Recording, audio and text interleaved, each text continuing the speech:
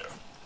People in Canada, you have to think about what the fuck they're doing, because you think that they think that they're doing it, or some people believe they're doing it, because of this misinformation that's online.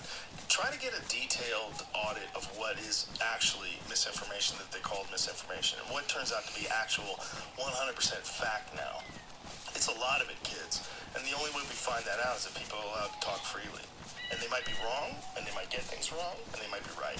But you gotta let them talk. And that is the only way we find out. Because if you think that silencing them and getting people who you know lie to be in charge of what can be said and what not can be said, that's the road to tyranny. That's the road to communism. That's the scary road. Not the kind of communism that everybody hopes for, where we all just redistribute wealth, everybody gets along. No, a totalitarian government that tells you what to do and fucking lies about everything. And they're playing that war game. You're playing I'm Brian Redband, I'm the co-producer of Kill Tony, and, I go on the road, I do stand-up, I'm a fun guy. That's the world you're in. That's the game you're playing. They're playing the war game. And they want to be able to tell you what you can and can't talk about? That's fucking scary shit. Especially in this climate. This fucking weird, polarizing climate. It's like, oh God, everybody's so angry. What happened, though, to Canada? Remember, just 15 years ago, I would always consider them being so progressive, especially with marijuana and everything like that. You used to go there and go like, man, this is like a chill USA, Yeah, I loved it there. Yeah. I was like, there are like 20% less douchebags in Canada. That's what I always used to say when we went up there. We always used to look forward to doing gigs in Vancouver and Toronto and Montreal. I still love the Montreal Comedy Festival. It was so fun, man. Those were the days. They were cool people, man. But they got fucked. That government came in and fucked them. And it keeps fucking them. Like the whole Canadian trucker thing, where people who donated money to them got their bank accounts frozen. Like, hey, that's banana republic shit. That's not supposed to be going on in Canada. Yeah. But it was all because of COVID. COVID gave them this reason to flex their authority in very creepy ways. That's what you have to always be scared of when any kind of disaster happens, or a war, or something crazy, an attack, because that they always use as an opportunity to get more power that you would never agree to earlier. Like, no one would have agreed to what's in the Patriot Act. They tried that before. They tried it before, and everybody's like, get the fuck out of here. So they put it on the shelf. Most of those ideas that were in the Patriot Act, they had already tried to weasel those in. And then when it came along, and there was 9/11, they're like, fuck it, let's roll it out. Patriot, we're patriots. Who's going to say no to Patriot Act? Aren't we patriots? And then there was the NDAA, which gave them the ability to indefinitely detain people without charging them. Like, what? Like, you want the right to do that without judges and lawyers? And you want the right to do that?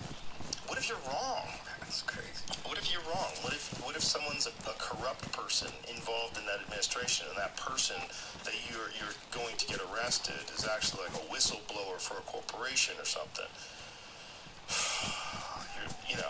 You have too much power. It's too much.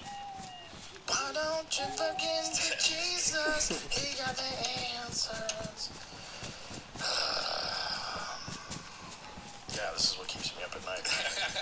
This is what keeps me up at night. The possibility that we don't understand that there's a game being played that we're a part of. We're little pawns. No matter how cool you think you are, you're just a little pawn in this global game of war. And it's real life consequences, real life people get killed. That's what's terrifying. Yeah. That's why I feel so good every time I go to Costco and I get like a bunch of water and a bunch of just tons of food. I'm like, okay, it can happen now. I'm set. But you're not. If it really happens, we're just so fucked. You can't even imagine. Yeah. So fucked you can't imagine. This idea that like, oh, I'm just gonna live in the woods and hunt. Dude, who knows what's gonna be coming for you? Who knows? Who knows? You've seen the video from the footage of Ukraine and Russia where they're fighting in the woods. It's terrifying. That's happening right now. Right now in 2023, there's people running through the woods shooting at people they don't know and killing them. And as much as people want to look at it and say, oh, Russia shouldn't have done that and NATO shouldn't have done this, and as much as you want to say that, what's going on is people who don't know each other are being led by a giant organization, and they're going to kill people that they don't know. People who don't know each other are going to kill the people who have no conflict with these people. They don't even know them. They're going to go kill them. And those people are going to try and come kill you. That's the reality of this fucking insanity. And that only exists when you have groups of people that are controlling groups of people, and then they move them around, and then they put bases places, and then they attack things, and then they fund this and fund that, and and get this guy out of fucking office, get this guy out of power, and bring in your own little stooge, and then that guy gets killed. They're playing this Game of Thrones shit on a global scale, and we're just trying to buy a new iPhone. Oh, look at the new one. USB-C finally. It is nice. It is nice.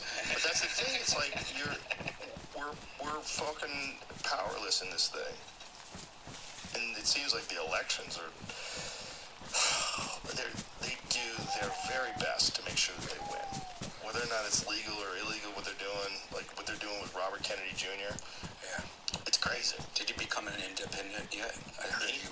No, He's going to, I think. Yeah. I don't know. He said he's got some announcement, and most people are speculating. Right. But if you're an independent, can you win? No. See, that's why I think that would hurt him. Like, we've all seen in the past, even like, what was it, Ross Perot? We're like, oh my God, he might have a chance. And then he's like, 2% or something. It seems to me like the more time goes on, Trump is a shoo-in. It seems like if this shit keeps getting crazier and crazier, there's going to be a lot of liberals that will vote for him. He was the one in the beginning. We got to stop people from dying. Like, do you want Ukraine to win this war? Remember that conversation? He's like, I want people to stop dying. Like, which is the best answer any politician has ever given.